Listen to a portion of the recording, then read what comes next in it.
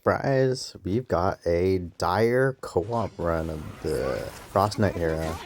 I was actually surprised me and my friend were able to do this. Even though I am a whale, my friend I'm doing co-op with, I'm not surprised I have a friend. He's not. He's using a C4 Yoimiya, but obviously Yoimiya is a old character, so he's just been collecting constellations over a long period of time. And R5 Rust, so not exactly the picture whale. This is still using C6 Lolly, of course. She's basically the cornerstone that makes this even feasible. But as you can see, it's really just two Pyro DPSs with, you know, the Pyro Archon himself, Bennett, doing Bennett things and just letting both Pyro DPSs go ham on this boss because you can just basically melt everything.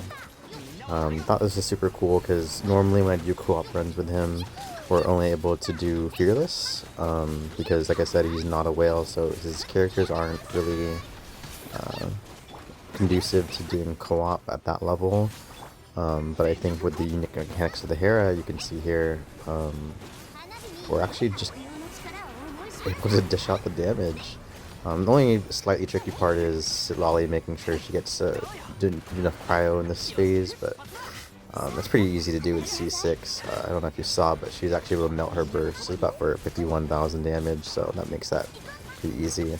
And you know, I hope Genshin continues to have bosses like this, or just actually add an endgame mode for more co-op content, because when you can do funky teams like this, like that's just, I think that's the value, or like what keeps the end game of Genshin interesting, right? Being able to do stuff like this with friends.